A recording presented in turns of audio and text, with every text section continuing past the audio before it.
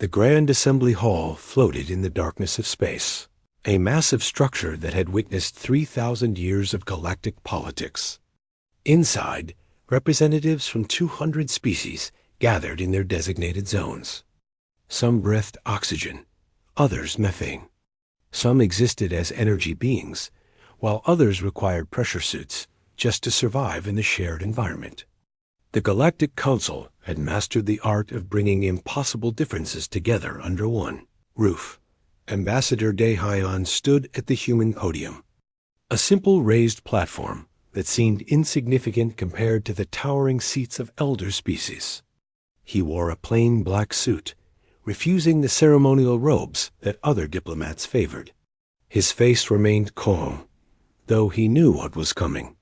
He had presented this warning 3 times before, and 3 times the Council had dismissed it. Behind him, holographic displays showed the data humanity had collected over the past 5 years.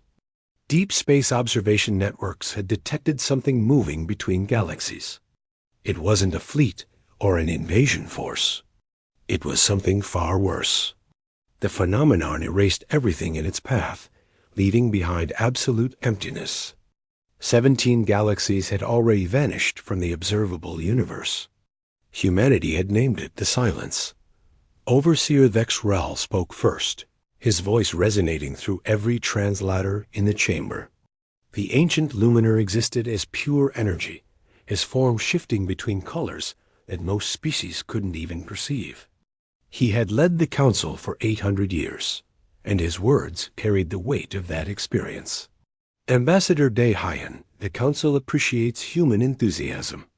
However, 70 years in our community hardly qualifies humanity to understand cosmic phenomena that have existed since before your species discovered fire. What you call the Silence is likely a natural occurrence, a cosmic cycle that has repeated countless times.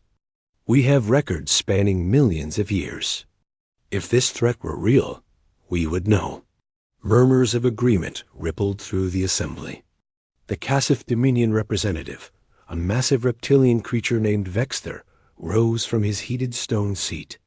His forked tongue tasted the air before he spoke, his words dripping with condescension. The humans see shadows and call them monsters. They have been in space for barely a century. They panic at stellar phenomena we documented when their ancestors were still living in caves. Perhaps humanity should focus on managing their 8 little star systems before presuming to advise civilizations that span thousands of worlds.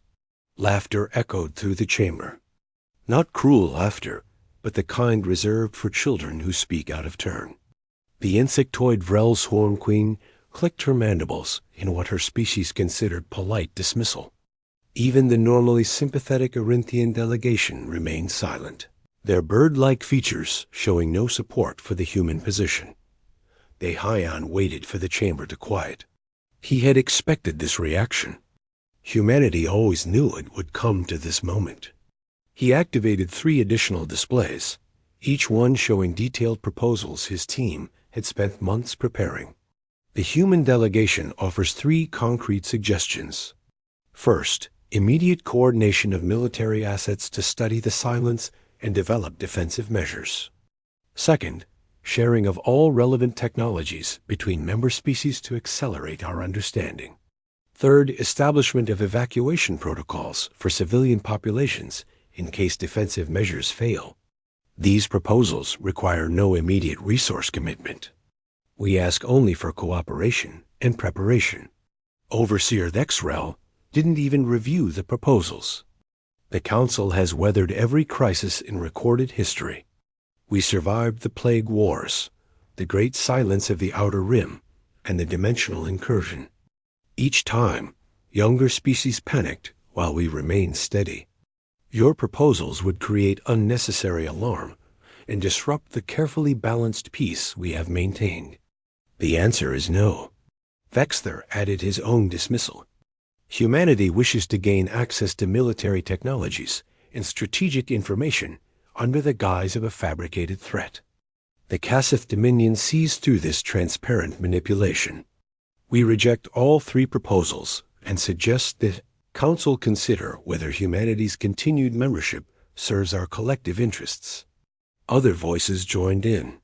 The crystalline Shardborn accused humanity of seeking evacuation rights to claim new territories. The aquatic Deepborn suggested human observation equipment was simply malfunctioning. The silicon-based Rockborn proposed that humanity had misinterpreted natural stellar collapse as something more sinister. Every elder species found a reason to dismiss human concerns. Deihayan listened to them all. He had been instructed to remain patient, to give the council every possible chance. But his government had also given him clear instructions for this exact scenario. He waited until the chamber fell silent once more, then spoke with absolute clarity. Humanity came to this council seeking partnership. We believe that together, facing common threats, we could achieve more than any single species alone. For 70 years, we have contributed to galactic society. We have shared our agricultural techniques, our medical advances, and our cultural achievements. We have honored every treaty and fulfilled every obligation. He paused, letting his next words carry full weight. However, humanity will not remain in an organization that values pride over survival. Since the Galactic Council has rejected cooperation on this matter, humanity hereby formally withdraws from all Council treaties, agreements, and obligations. Effective immediately, all human diplomatic missions will evacuate within 72 hours. All human trade routes will close. All defensive pacts will dissolve. All shared technology licenses will be revoked. The chamber erupted. Species that had been dismissive moments before suddenly found their voices. The Arinthians protested that such drastic action was unnecessary. The deep burn reminded everyone that humanity controlled vital trade corridors. The Shardborn pointed out that human agricultural technology fed 30% of council space. Deihayan continued, his voice cutting through the chaos. Humanity is not asking permission. We are informing you of our decision. We came here hoping for cooperation. You have made clear that cooperation will not happen. Therefore, humanity will take independent action to ensure our survival. We wish the Council well, but we will not tie our fate to an institution that refuses to acknowledge reality. Overseer Thexral S-Energy form pulsed with anger. You cannot simply leave. You have obligations. You have responsibilities. 8-star systems cannot survive alone. You will come crawling back within months, begging for readmission. And when you do, the terms will be far less favorable. Deihayan smiled for the first time that day. It was not a warm smile. Overseer, you have made many assumptions about humanity during this meeting. You assume we are inexperienced. You assume we are paranoid. You assume we need you more than you need us. I would respectfully suggest that the Council's assumptions about humanity have been consistently incorrect since the day we joined. He deactivated the holographic displays and gathered his materials. The data we presented today will remain in Council archives. When you finally understand the magnitude of what approaches, you will know that humanity tried to warn you. We tried to help. You refused. That choice and everything that follows belongs to you. Deihayan turned and walked toward the exit. No other human diplomats had attended this session. They had already begun evacuation procedures, following protocols established months ago. Humanity had known the Council would refuse. They had prepared for this exact outcome. As the chamber doors closed behind him, Deihayan heard Overseer Thexral calling for order, attempting to restore dignity to the proceedings. But the damage was done. Humanity had walked away from the most powerful political organization in the galaxy. And somewhere in the darkness between galaxies, the silence continued its inevitable advance. 8 months had passed since humanity walked away from the Galactic Council. 8 months of silence from human space. No diplomatic communications. No trade requests. No distress signals. The Council had expected humanity to collapse within weeks, to come begging for readmission once they realized their mistake. Instead, there was only quiet. Captain G1 commanded the investigation vessel, Eternal Witness, as it approached Earth's solar system. She was Arinthian, her species known for their keen observational skills and natural diplomacy. The Council had chosen her specifically because she had maintained friendly relations with human colonists before the split. If anyone could determine what had happened to humanity, it would be her. Her crew represented 12 different species, each selected for their expertise. They had spent weeks traveling through human territory, and every system told the same impossible story. Empty, not destroyed, not abandoned in panic, but methodically evacuated. Every single world, every orbital habitat, every research station sat vacant. Approaching Earth now, her navigator announced. The blue-green planet appeared on the main view screen, looking exactly as it had in countless databases. White clouds swirled over vast oceans. The continents showed the familiar patchwork of cities and agricultural zones. Everything looked normal. G1 activated the communication systems. This is Captain G1 of the Council vessel Eternal Witness, requesting permission to enter Earth orbit. We come on a peaceful mission to check on humanity's welfare. Please respond. Only static answered. The ship's scanners swept across the planet, searching for life signs. The results made no sense. Power grids still functioned. Climate control systems maintained atmospheric balance. Agricultural drones continued tending crops in automated patterns. But there were no humans. Not one. Take us into low orbit, G1 ordered. Deploy scanning teams to major cities. They chose Seoul first, humanity's administrative capital. The shuttle descended through clean atmosphere toward a city that glowed with artificial light. Streets remained pristine. Vehicles sat parked in orderly rows. Buildings showed no signs of damage or decay. But as the shuttle landed in the central plaza, the silence felt overwhelming. G1's team spread out through the city, documenting everything. In residential towers, they found apartments with food still in refrigerators, personal belongings arranged as if the owners had simply stepped out for a moment. In government buildings, computers remained active, displaying routine maintenance protocols. In schools, educational materials sat, ready for students who would never return. Captain, you need to see this, called Mikkel, her Kassith security officer. He stood in what appeared to be a government archive building, gesturing at a massive holographic display. The display showed a timeline of the past 8 months, documenting a project of staggering scale. Humanity had evacuated their entire civilization. Not just people, but everything. They had disassembled orbital stations piece by piece. They had transported entire ecosystems, preserving genetic diversity down to the smallest microorganism. They had moved factories, libraries, art galleries, and historical monuments. The scale of logistics involved made G1's head spin. Where did they go? She whispered. The investigation expanded to other human worlds. On Nova Sol, massive industrial shipyards stood empty, but the construction bays told a story of frantic activity. Thousands of vessels had been built here in recent months, far more than humanity had ever admitted to possessing.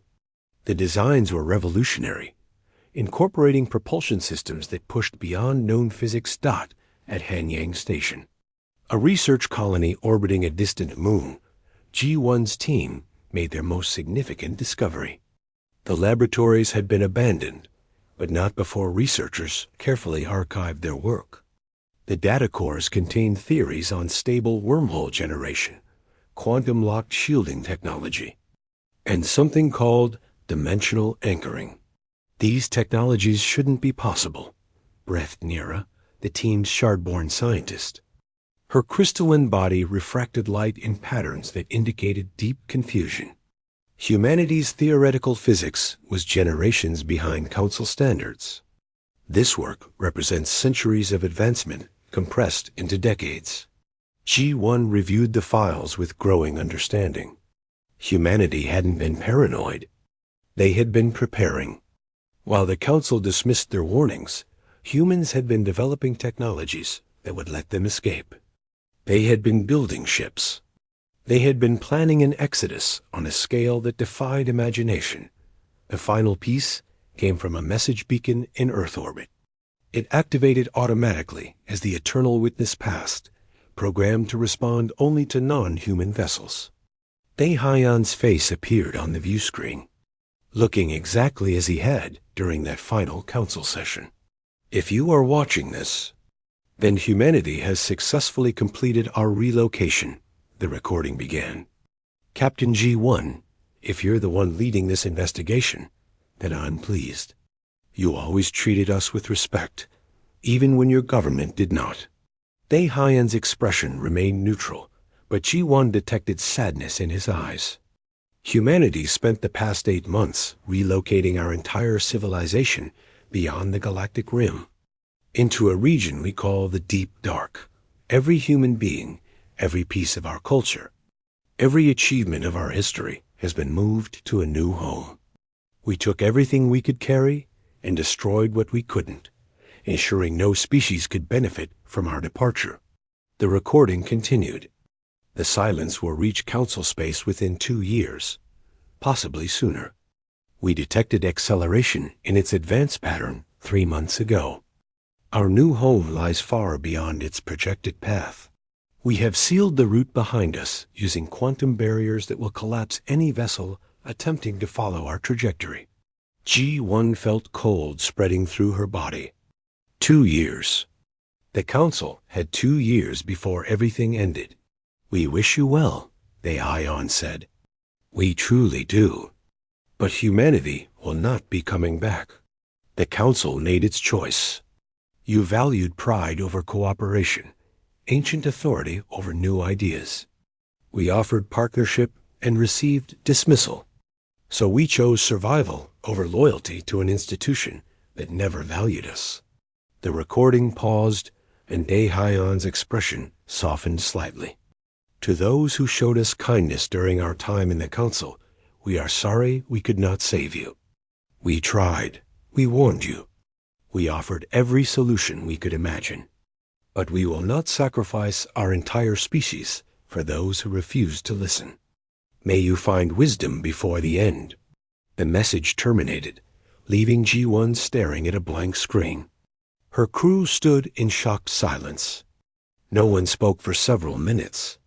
Finally, Mikkel found his voice. Captain, what do we do? G1 knew the answer, though it terrified her. We return to the Council. We show them this evidence. And we pray they finally understand what's coming. She took one last look at Earth through the view screen.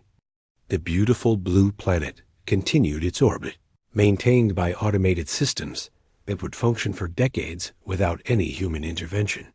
Cities would remain lit, crops would grow and wither. Machines would perform their programmed tasks.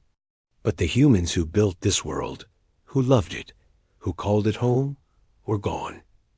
They had walked away from everything they knew, carrying their entire civilization into the unknown darkness beyond the galaxy. They had done what they believed necessary to survive, and they had left the rest of the galaxy to face the silence alone. Set course for Council space, G1 ordered quietly. Maximum speed. We need to deliver this warning while there's still time. But even as she spoke the words, she wondered if any time remained at all. Humanity had spent years preparing for this moment. They had built new technologies, constructed massive fleets, and planned an exodus that defied belief. The Council had spent that same time arguing about jurisdiction and protocol. As the Eternal Witness accelerated away from Earth, G1 understood what Daehyun had meant in that final Council session. The Council's assumptions about humanity had been wrong from the beginning. They had assumed humans were weak, inexperienced, paranoid.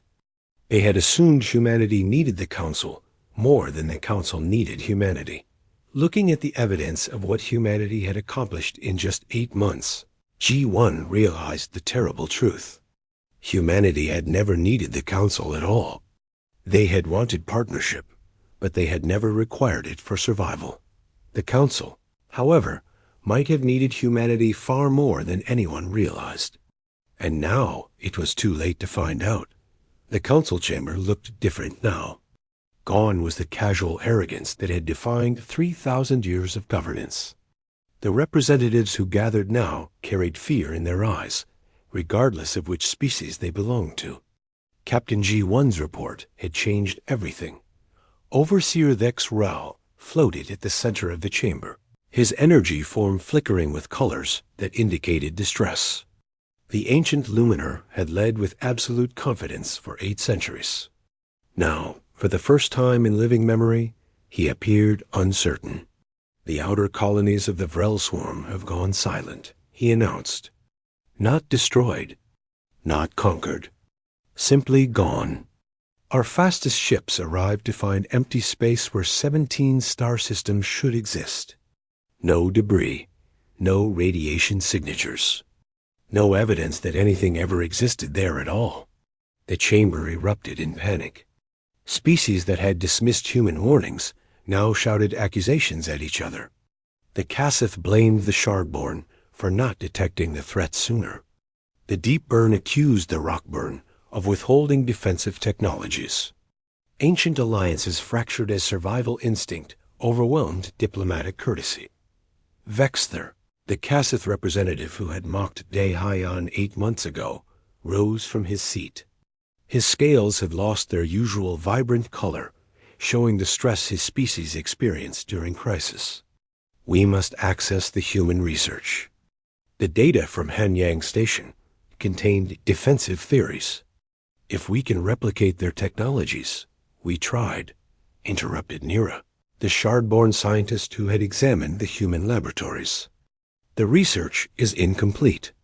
Humanity documented their theories, but removed all practical implementation data. What remains would take decades to develop into functional systems. We don't have decades. Vex Ral attempted to restore order. We will establish a defensive perimeter at the barrier line. Every available warship will be deployed. We will buy time for evacuation of core worlds. The Council has survived every previous threat. We will survive this one. But even as he spoke, everyone in the chamber knew the truth. The silence was unlike anything they had faced before. It didn't conquer territory. It didn't seek resources or slaves. It simply erased existence itself, leaving nothing behind. Military Coordinator Taeyang stood before the assembled battle fleet at the barrier line. He was Cassith. Like Vexter, but unlike the politician, Taeyang had spent years serving alongside human military forces before the split. He remembered their tactics, their technologies, their way of thinking about warfare. 3,000 warships from 40 different species gathered in formation. It represented the largest military deployment in Council history. The vessels ranged from massive Cassith dreadnoughts to swift Perinthian strike craft. Every species had contributed their finest ships and most experienced crews. Taeyang reviewed the defensive plan one final time. They had erected quantum disruption fields based on incomplete human research, hoping to slow the Silence's advance.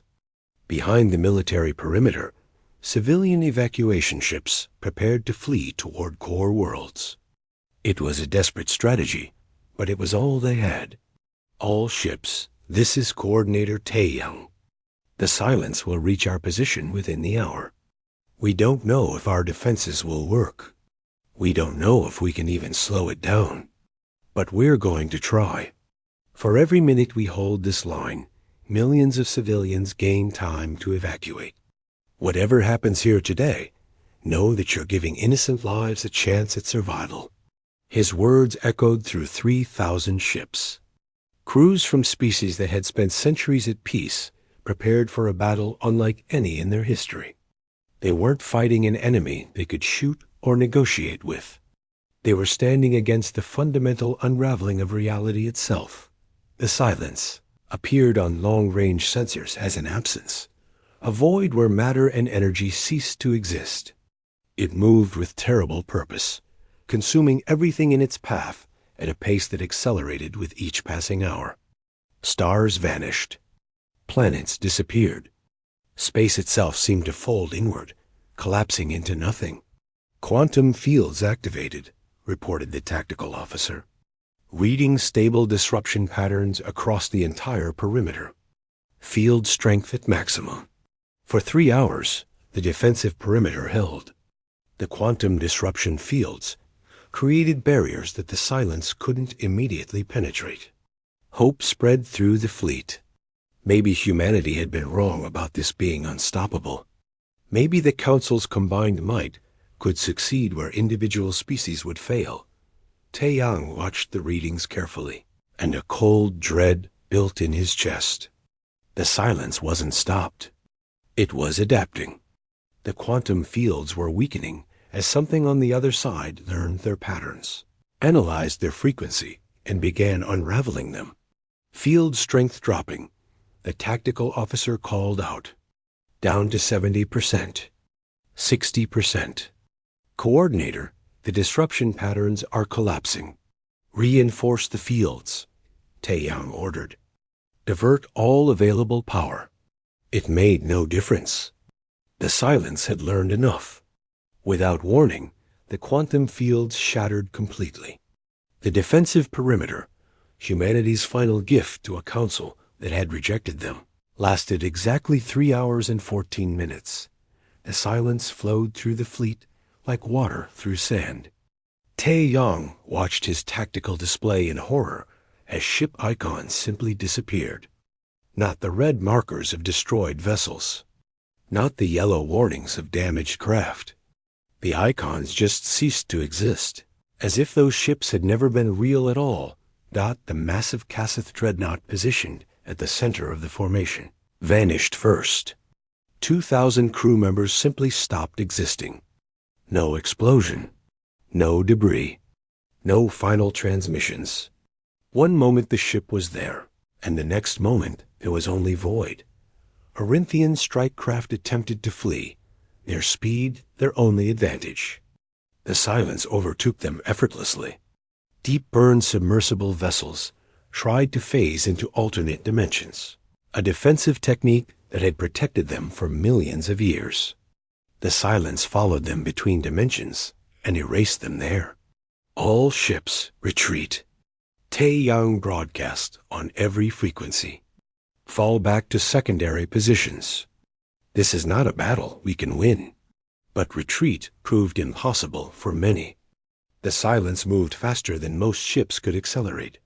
1,500 vessels vanished in the first 10 minutes. Crews that had trained their entire lives for combat found themselves helpless against an enemy that didn't fight according to any known rules. Taeyang's own command ship, a heavy cruiser designed for extended campaigns, fled at maximum speed. He watched the tactical display as the retreat turned into a rout. Ships scattered in every direction, abandoning formation as survival instinct. Overwhelmed military discipline. A shardborn. Science vessel exploded as its panicked crew overloaded. The reactor trying to achieve faster than light. Speeds too close to the barrier line. Rockborne transport collided with an Orinthian frigate, both vessels tumbling into the silence's path. Species that had cooperated for centuries now competed desperately for escape routes. By the time the surviving ships reached a safe distance, the fleet had lost nearly half its strength. 1,400 warships had simply ceased to exist, along with their crews. The barrier line, the Council's desperate attempt to buy time, had bought them nothing but the knowledge that the silence could not be stopped by conventional means. Taeyang transmitted a galaxy-wide emergency broadcast. His voice, normally so confident and steady, carried the weight of absolute defeat. This is Military Coordinator To Young to all Council worlds. The defensive perimeter has failed. The silence cannot be stopped by military force. Mandatory evacuation protocols are now in effect. All civilian populations must begin immediate relocation to core systems. But even as he spoke, Taeyang knew the truth. Where could they go? The silence consumed 10 sectors every week, and its pace was accelerating. The core systems might buy them months, but eventually the silence would reach everywhere. The entire galaxy was dying, one star system at a time. In the council chamber, Overseer Thexral addressed the gathered representatives. His energy form had dimmed significantly, showing exhaustion that his species rarely displayed. The humans were right. About everything, the threat is real. It cannot be stopped. And we wasted 8 months arguing while they prepared. Vexther, who had accused humanity of fabricating threats, sat silent in his heated seat. His earlier arrogance had evaporated completely. Around the chamber, representatives who had laughed at human paranoia now faced the consequences of their pride. Can we contact humanity? Someone asked. Can we ask for help? G1, who had witnessed humanity's exodus firsthand, shook her head. They sealed the route behind them. Even if we could find them, they warned us this would happen. They tried to save us. We refused. Now we face the results of that choice.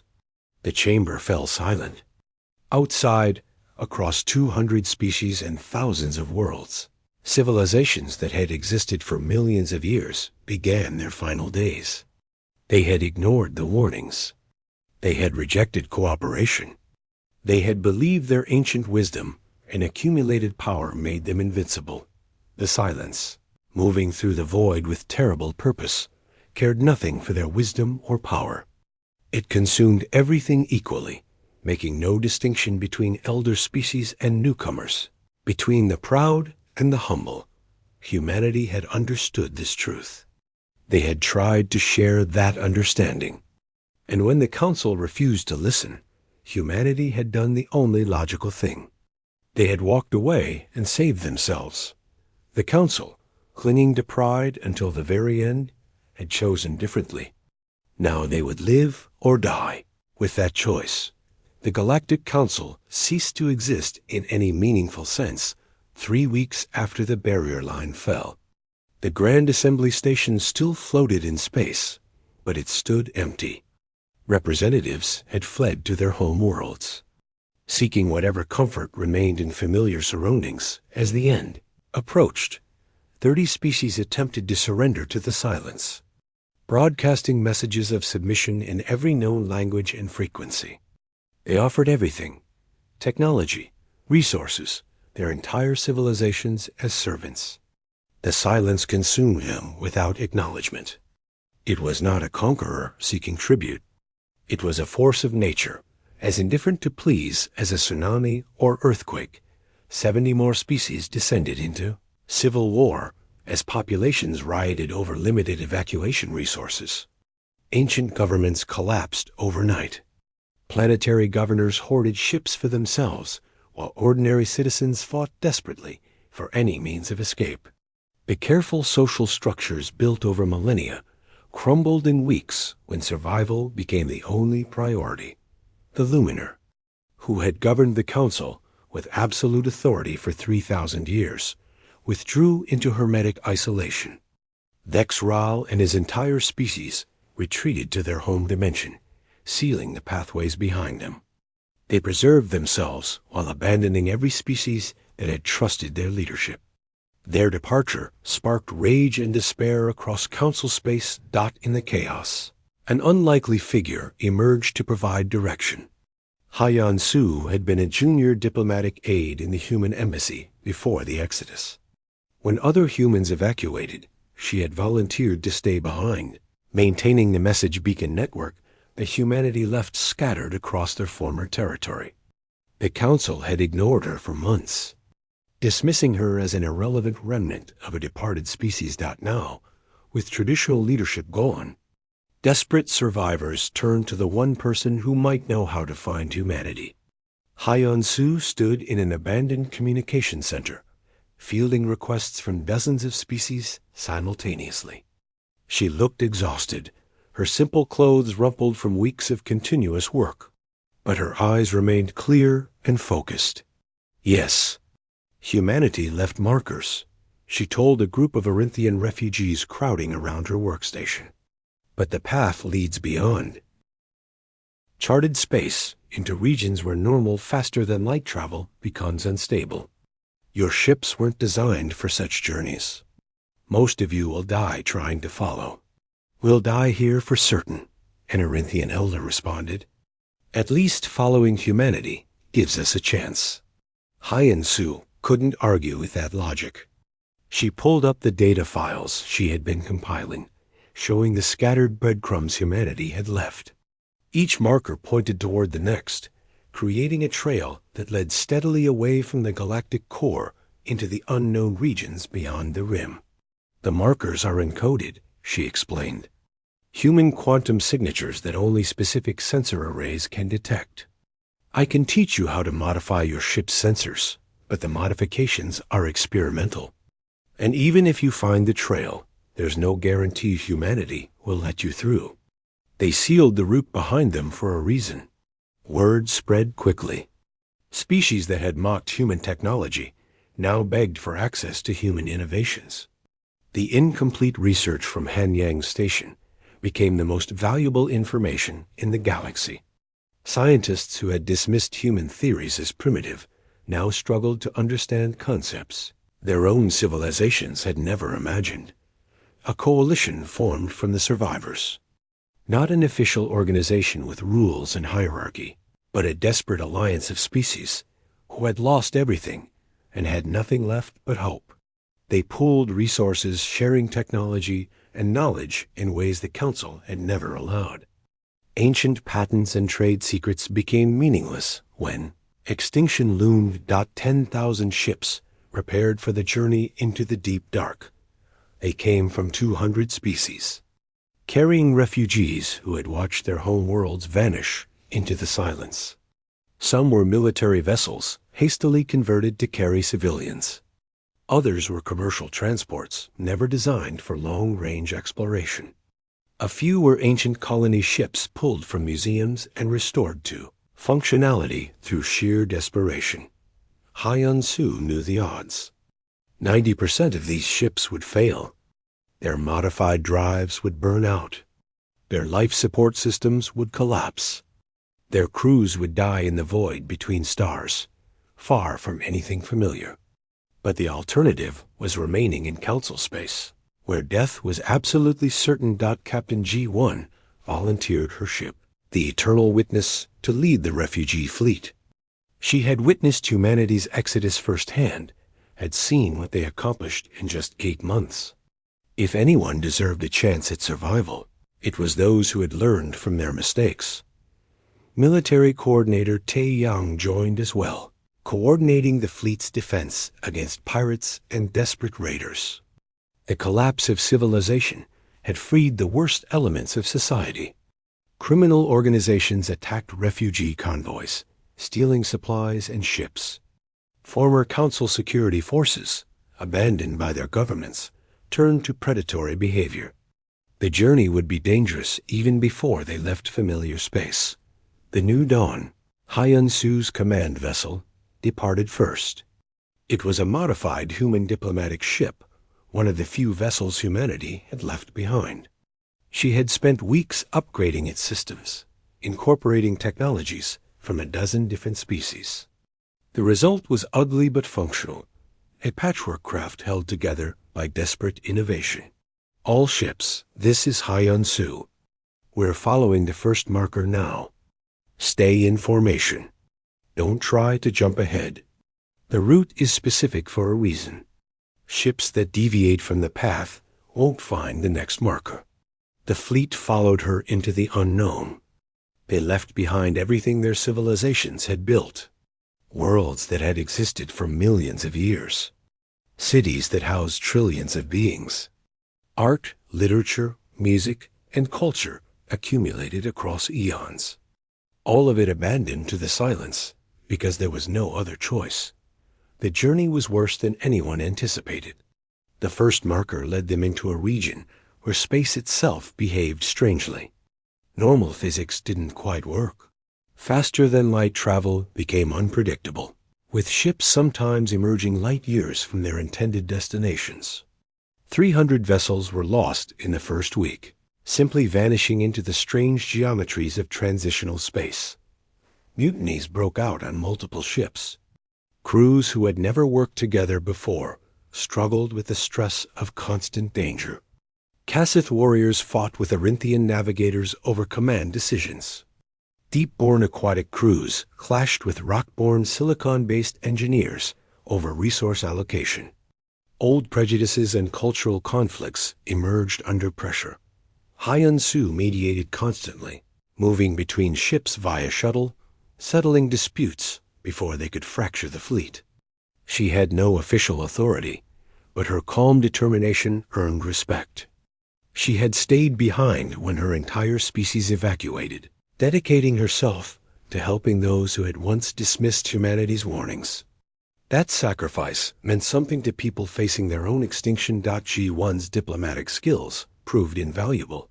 She negotiated treaties between species that had been enemies for centuries, convincing them that old grudges meant nothing when everyone faced the same fate. Her Arinthian perspective, always seeking harmony and understanding, helped bridge cultural gaps that might otherwise have destroyed the fleet. Taeyang's military experience kept the fleet protected. He organized defense rotations, established protocols for sharing supplies, and trained mixed-species security teams. He had learned from serving alongside humans that cooperation between different species required more than just good intentions. It required practical systems and shared goals. 8 months into the journey, the fleet had shrunk to 4,000 ships. They had lost 60% of their vessels to navigation errors, mechanical failures, pirate attacks, and simple bad luck. But the survivors had learned. They had adapted.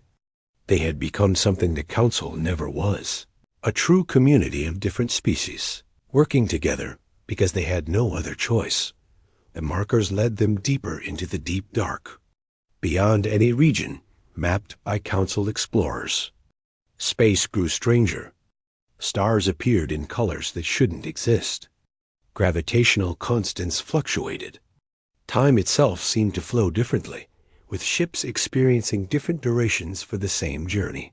"We're close," Hyun Su announced after detecting the final marker. "There's a quantum signature ahead that matches the dimensional anchoring technology from Hanyang Station. Humanity built something here. Something big." The fleet emerged from their final jump into a region of space that made no sense. Ahead of them floated a massive structure, a wormhole gate large enough for capital ships to pass through. It pulsed with energy that registered on every sensor they had. Beyond it, if humanity's theories were correct, lay their refuge. But the gate was closed, and humanity, watching from the other side, would have to decide whether to open it. G1 looked at the gate, then at Hyun Su, then at the 4,000 ships representing 200 species that had followed them across impossible distances. They had all learned the same lesson the hard way. Pride and arrogance led to extinction. Cooperation and humility offered the only path to survival. Now they would discover if humanity had learned anything as well. Would humans remember their compassion, or would they only remember the Council's dismissal and arrogance? The refugees waited, powerless and hopeful, for humanity to make its choice. The refugee fleet emerged into a region of space that defied everything they thought they knew about physics and engineering. Before them hung not one world, but dozens. 3 dozen habitable planets orbited an artificial star in impossible stable orbits.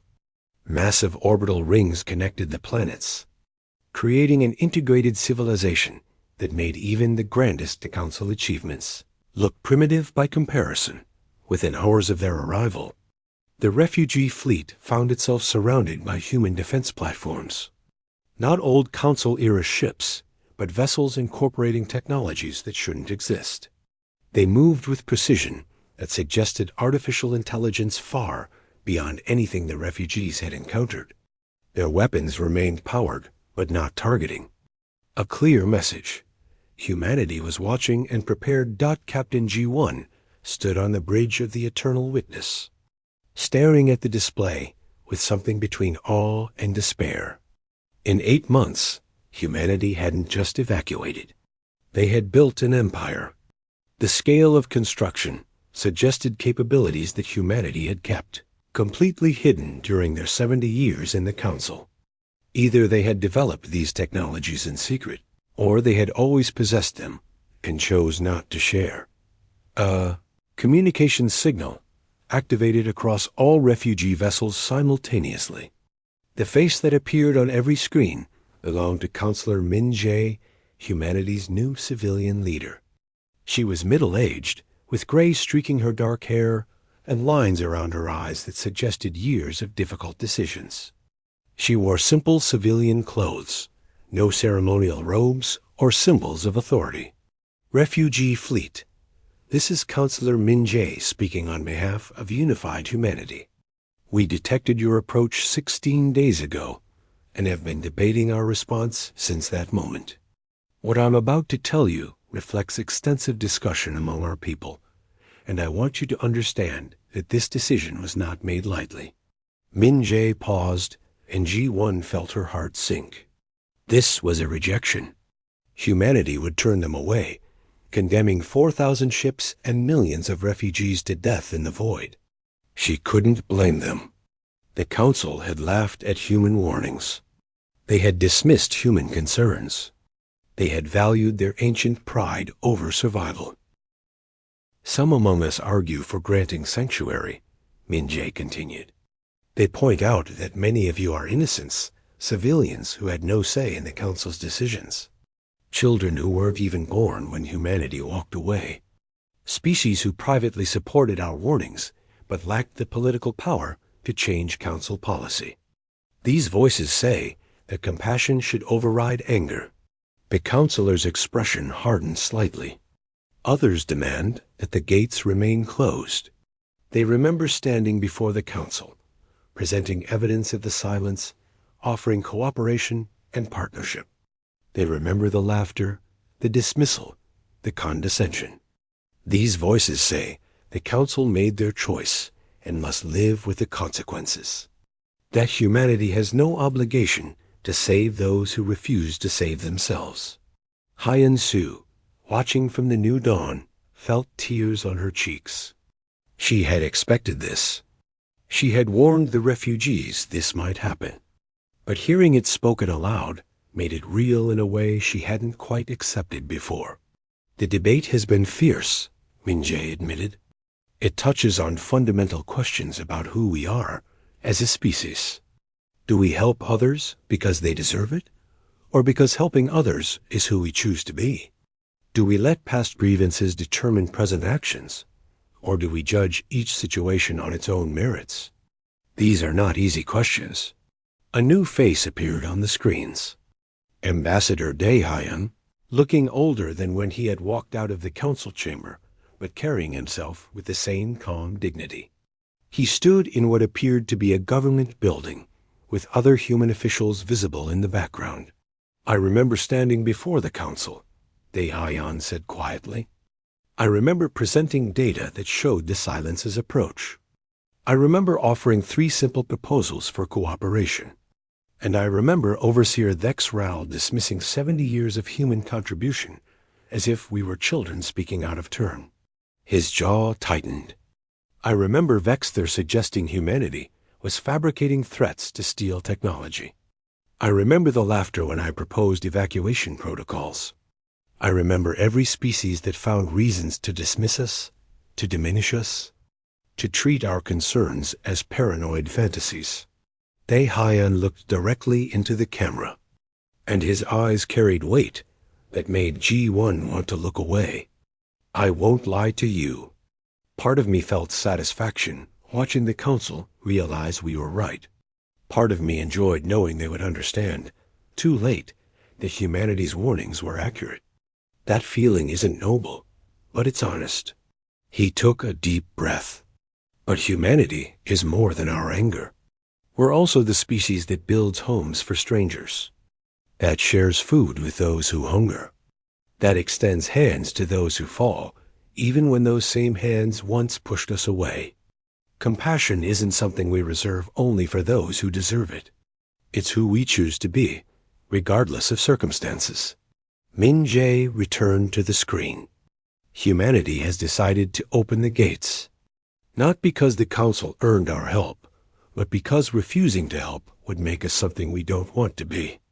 The refugee fleet will be granted access to designated sanctuary worlds. We have prepared 3 planets specifically for this possibility, regions with resources to support large populations while they rebuild. Relief washed through the refugee fleet. On 4,000 ships, beings from 200 species wept, embraced, or expressed joy in whatever manner their biology allowed. They had been given a chance at survival when they deserved nothing but abandonment. However, Min Jae continued, her voice taking on steel, there are conditions. The old council is dissolved completely. No species holds authority over others. No ancient hierarchies will be recognized. Resources will be shared based on need, not negotiated through power. Technologies will be open-sourced, not hoarded behind patents and trade secrets. She leaned forward, ensuring every refugee understood. Most importantly, when decisions affect all of us, all voices will be heard equally. The species that governed for 3,000 years have no more authority than those who joined the galactic community last year. The humans who saved you have no more power than the species who dismissed us. We start over as equals, or we don't start at all. Dae Hyan added his own words. You will be expected to contribute. This isn't charity. This is building a new community where everyone works toward shared survival. Your skills, your knowledge, your labor will all be needed. In return, you receive shelter, resources, and a future. The terms were harsh but fair. The refugees had lost everything. Their civilizations, their worlds, their accumulated achievements across millions of years.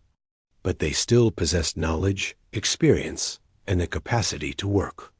In humanity's refuge, they would have the chance to rebuild. The gates opened.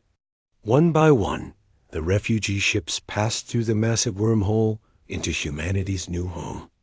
They emerged in orbit around worlds prepared specifically for them. Temporary shelters already stood ready. Agricultural systems had been established. Medical facilities equipped to handle 200 different biologies waited for those injured during the long journey. G1's Eternal Witness was among the first vessels through. She stood at her observation window, watching a planet below that would become home to thousands of Arinthians who had lost their homeworld. It wasn't their original world. It never would be. But it was somewhere to start over. Taeyang coordinated the fleet's dispersal, ensuring species with similar environmental needs were grouped together.